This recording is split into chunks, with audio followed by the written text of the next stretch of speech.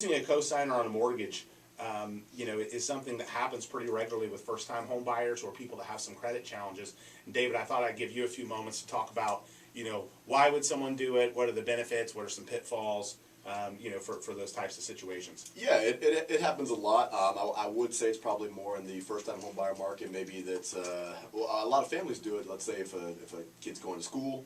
They're going to be there for 4 or 5, 6, 7 years, who knows? And it's just a way to basically take that as a primary residence, put the kid in first position, have the parents as what's called a non-occupant co-borrower. This is a little bit different than just your normal co-buyer. You're going to live in the situation.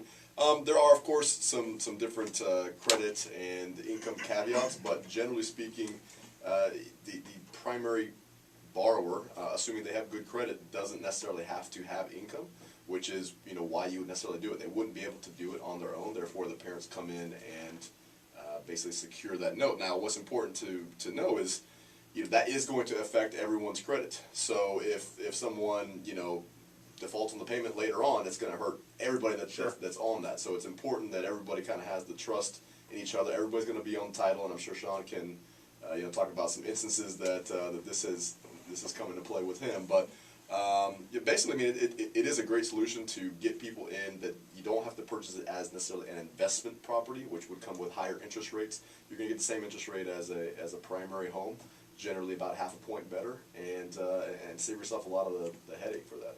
What are some of the pitfalls, Shawn, from a legal perspective when you look at co-signing, because you're then becoming an owner as well? Yeah, the calls that I get a lot are husband and wife are getting a divorce, but they're not divorced yet, and so one is buying a house. Either the soon-to-be ex-wife is buying a house, well, the soon-to-be ex-husband, until that divorce is final, has to sign the mortgage. He doesn't have to sign the note. He doesn't have to be liable for the debt to the bank, but he's got to sign the mortgage. And we have a lot of people call us and say, well, under what authority? Point me to the law that says. Well, that's easy. I just print out a copy of the Florida Constitution. Here it is. It's in the Florida Constitution. If you're married... It's because Florida's a homestead state. Right. The homestead laws say you've got to sign. So that happens a lot. Couples that are getting divorced. It happens a lot in situations maybe where one spouse works and the other doesn't. Maybe one spouse is on your team and the other isn't. Yep. And so the spouse with the job has the great credit. The other spouse can't qualify for the loan, but still has to sign the mortgage.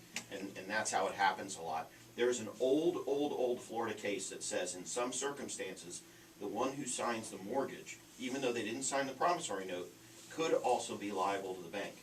But that's a really old case, and I haven't ever seen it enforced outside of however many years ago. It's funny. So when you talk about the divorce situation, I think that those have to be some of the most challenging real estate transactions for us.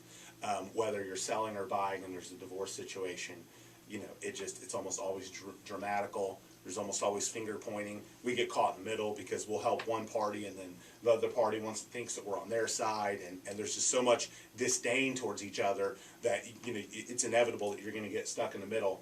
And you'll want to have them, hey, look, let's do a conference call. Oh, I don't want to talk to that. I don't want to talk. And then it's like, who you communicate. Literally, those are some of the most challenging, most difficult transactions. And all I can say is that if you're out there in that situation, you're buying a home or selling a home, and there's a divorce, just really take into consideration that your realtor really wants to help both of you. They're not looking to take sides. They're looking to earn an income and provide for their family. So they are representing you both to sell the home, and be nice to them, because I have to tell you, man, some of the, I've seen ladies in my office crying because of how mean divorcing couples can be when they're selling a home, because they think that you're, on the other person's side, or just, no, like, we're on the side of getting the home to closing, which is what you hired us to do. And it is, man, I have to tell you, I cringe when I see them, because they are some of the most challenging, frustrating. We become therapists. I mean, really, we do. Well, I remember from the buyer's side, 5, 6 years ago, you can tell as a buyer when it's a divorcing couple. Yep.